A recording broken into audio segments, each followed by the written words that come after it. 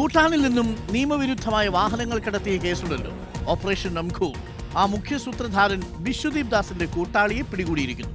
ജയ്പൂർ സ്വദേശി യഷിക്കിനെയാണ് ഓപ്പറേഷൻ നംഖൂറിന്റെ ഭാഗമായി ജയ്പൂരിലെത്തി കസ്റ്റംസ് പിടികൂടിയത്.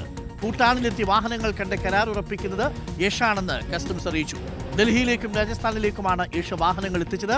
ഇവിടെ നിന്ന് കേരളത്തിലേക്ക് കാറുകൾ കടത്തിയെന്നും കണ്ടെത്തൽ. എസ് ശരണുണ്ട് കൂടുതൽ വിവരങ്ങളുമായി. ശരണ, യഷും ഒപ്പം തന്നെ നേരത്തെ പിടിയിലായ കക്ഷിയും കൂടി ചേർന്നാണ് കൂടുതൽ കാറുകൾ എത്തിച്ചിരിക്കുന്നത് എന്നുള്ള വിവരമാണ്.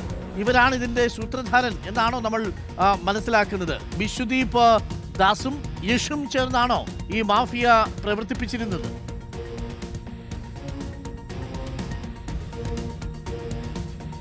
അരുൺകുമാർ, ആ മാഫിയയിലെ രണ്ട് പ്രധാനപ്പെട്ട ആളുകളിലേക്കും കസ്റ്റംസിന് എത്താൻ കഴിഞ്ഞിട്ടുണ്ടെന്നുള്ളതാണ്. അതായത് ഇതിന്റെ മുഖ്യ സൂത്രധാരൻ എന്ന് പറയുന്നത് ബംഗാൾ സ്വദേശിയായ ബിശ്വദീപ് ദാസ് ആണ്. ബിശ്വദീപ് ദാസിനെ നേരത്തെ കൊച്ചി കസ്റ്റംസ് പ്രിവന്റീവ് വിഭാഗം പിടികൂടുന്നതിന്റെ ദൃശ്യങ്ങളടക്കം നമ്മൾ പുറത്തുവിട്ടിരുന്നതാണ്. അതിന് പിന്നാലെ ബിശ്വദീപ് ദാസിനെ ചോദ്യം ചെയ്തതിൽ നിന്നാണ് യഷിനെ കുറിച്ചുള്ള വിവരം ലഭിക്കുന്നത്.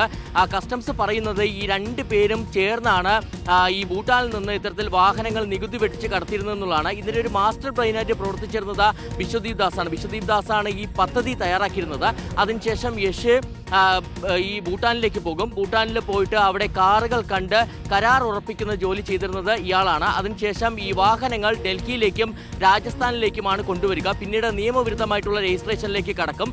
അതിന് പിന്നാലെ കൂടിയാണ് ഇത് കേരളത്തിലേക്ക് എത്തിച്ചത്. കാറുകൾ കേരളത്തിലേക്ക് എത്തിച്ചതെന്നുള്ള കണ്ടെത്തലിലേക്കാണ് കസ്റ്റംസ് എത്തിയിരിക്കുന്നത്. കേരളത്തിൽ നിന്ന് മാത്രം 50-ലധികം വാഹനങ്ങളാണ്, നികുതി വെട്ടിച്ചെത്തിച്ച 50-ലധികം വാഹനങ്ങളാണ് കസ്റ്റംസിന് പിടികൂടാൻ കഴിഞ്ഞിരുന്നത്. അതിൽ തന്നെ മറ്റൊരു പ്രധാനപ്പെട്ട കാര്യം, കഴിഞ്ഞ ദിവസം ഈ നടൻ ദുൽഖർ സൽമാന്റെ മറ്റൊരു വാഹനം കൂടി കസ്റ്റംസിന് പിടിച്ചെടുക്കാൻ കഴിഞ്ഞിരുന്നു എന്നുള്ളതാണ്. അത് നിസാൻ പട്രോൾ വാഹനമാണ്. ആ വാഹനം പിടിച്ചെടുത്ത് ദുൽഖർ സൽമാനെ കേന്ദ്രീകരിച്ചുള്ള കൂടുതൽ അന്വേഷണം ഇപ്പോൾ കസ്റ്റംസിന്റെ ഭാഗത്തും തുടരുകയാണ്. ഇതിനിടയിലാണ് ഇപ്പോൾ ആ റാക്കറ്റിലെ മറ്റൊരു പ്രധാനിയിലേക്ക് കൂടി എത്താൻ കഴിഞ്ഞിരിക്കുന്നത്. എന്തായാലും കഴിഞ്ഞ ദിവസം, അതായത് കഴിഞ്ഞ മാസം മൂന്നാറിൽ വെച്ച് പ്രധാനപ്പെട്ട യോഗമുണ്ടായിരുന്നു. ഇൻഡോ ഭൂട്ടാൻ കസ്റ്റംസ് സംയുക്ത യോഗം ചേർന്നിരുന്നു. അതിൽ ഈ ഭൂട്ടാനിൽ നിന്ന് നികുതി വെട്ടിച്ച് വാഹനങ്ങൾ കടത്തുന്നതിനെതിരെ കർശന നടപടികൾ സ്വീകരിക്കാൻ തീരുമാനമായിരുന്നതാണ്.